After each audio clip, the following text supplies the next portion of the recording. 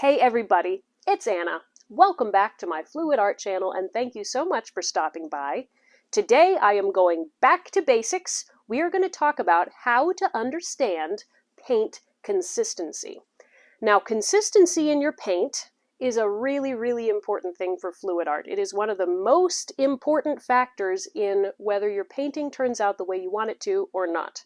There are some other factors that we'll talk about in future videos, but today, paint consistency. What is paint consistency? More or less, it's the thickness or thinness of your paint. So you think about stirring a cup of paint, you pick it up on the stick, you let it flow out. How flowy is it? You think about tilting your canvas around. How does your paint flow on the canvas? So thick or thin, flowy or not flowy, that's what paint consistency is.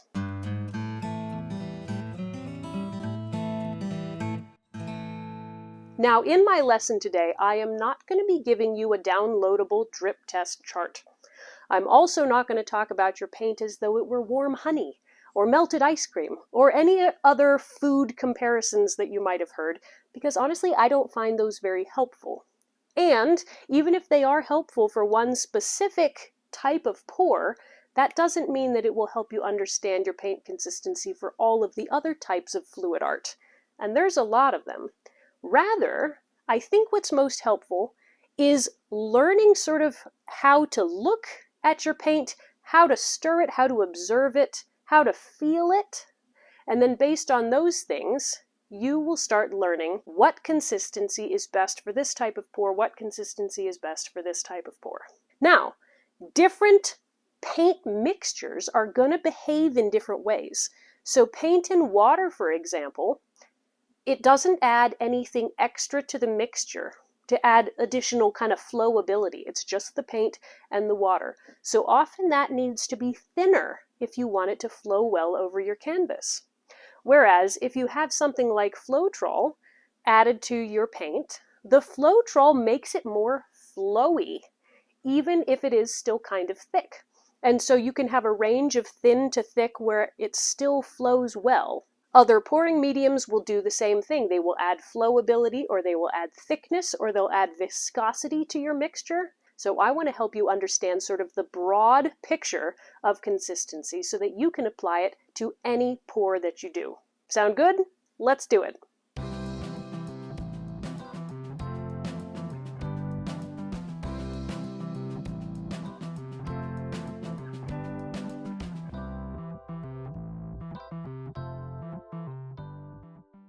All right, it's time to get practical.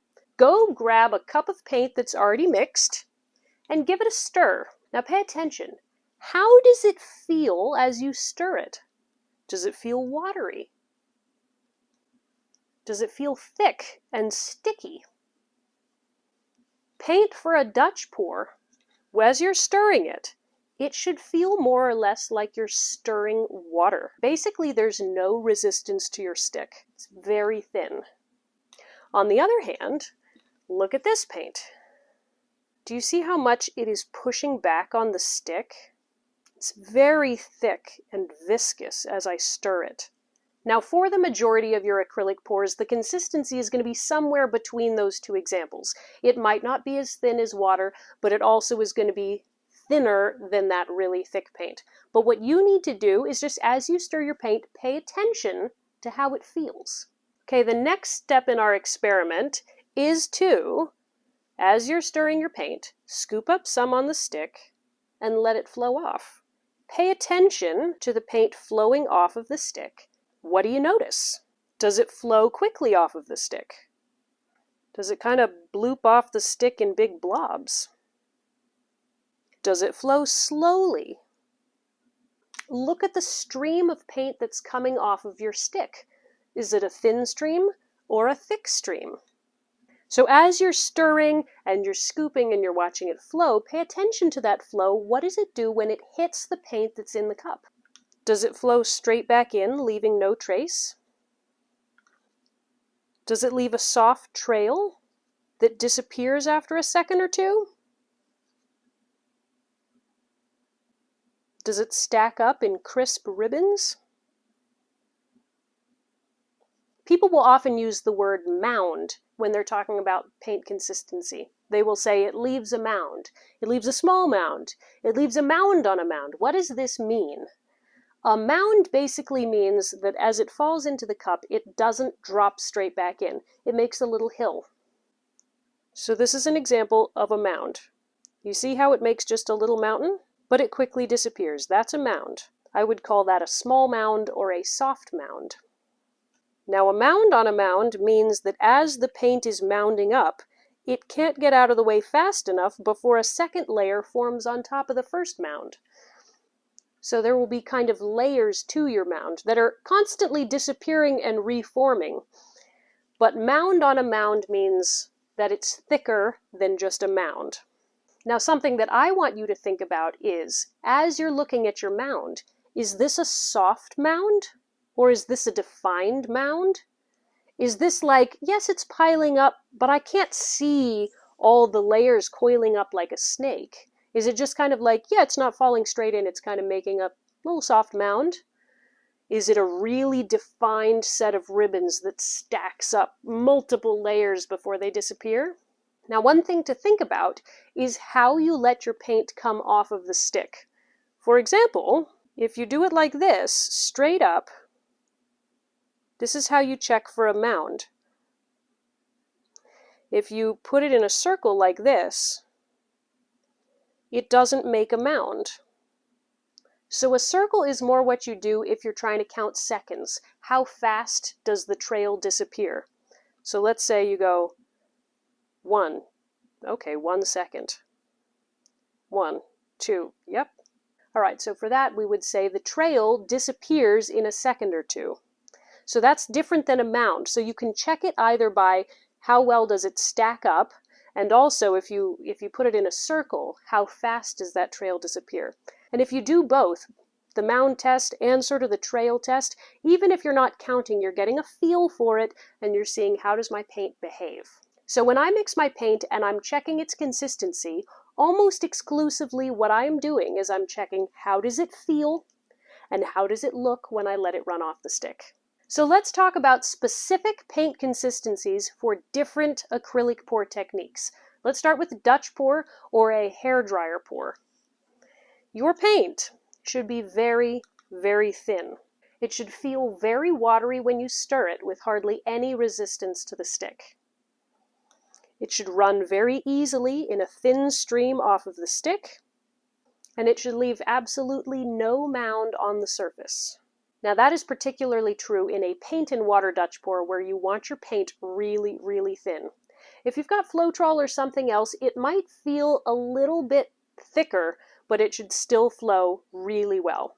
Now, for a Dutch pour, I highly recommend that you do a drip test, because when your paint is this runny, any slight variations in your paint thickness could have big effects as you're trying to blow it out, as some colors are moving more easily and some colors take more effort to move, and so that could mess up your design.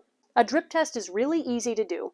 All you do is you get a piece of stiff paper or cardboard or something, and you take all of your paint colors and put just a very small little drop of paint on it. You can use your finger or you can use your stick. You just want every drop of paint to be the same size and the same amount of paint, which is a little tricky to do. Once you have all your drops of paint, lift up the piece of cardboard or paper and watch as all of your paint starts to flow. Now this might take 1 second, this might take 2 seconds, this might take 5 seconds, depending on the thickness of your paint and how big your drops are. But once all your paint has started to move, then you set it down and you check which colors flowed more easily, which colors flowed less easily. And the ones that didn't move as far, where the drip is smaller, you might add a little bit more water or whatever your thinning agent is.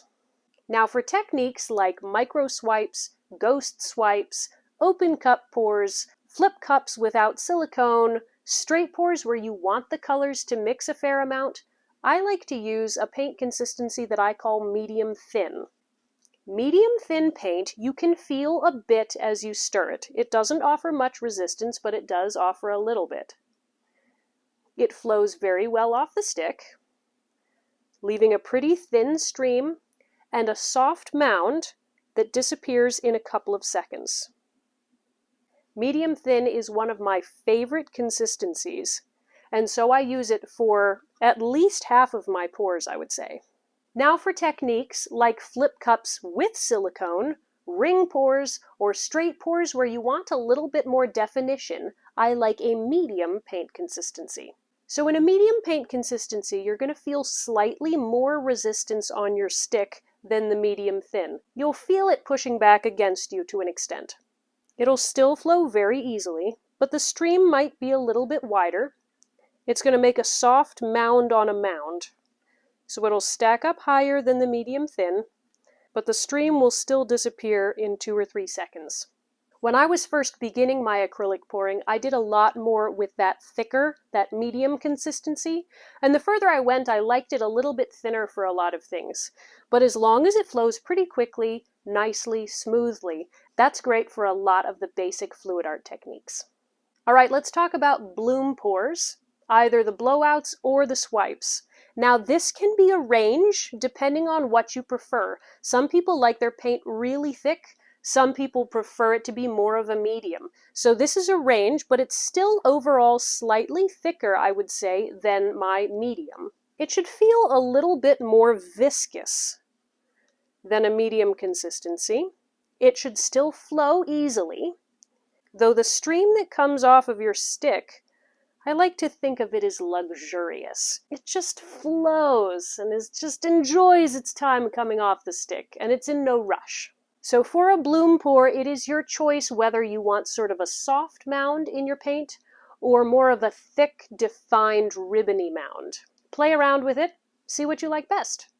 If you're using straight house paint as your pillow in a bloom pour, then you want to match your paint consistency pretty close to that. It might be a little bit thinner than your pillow paint, but you want it pretty close to that consistency. So think about what paint you're using as your pillow and go from there. Quick side note, for best results in your painting, you want all of your colors to be mixed the same way.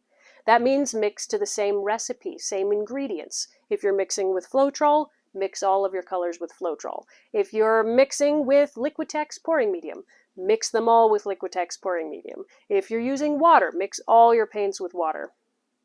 Because different pouring mediums combined in a pour, they're going to behave differently and it's going to get weird.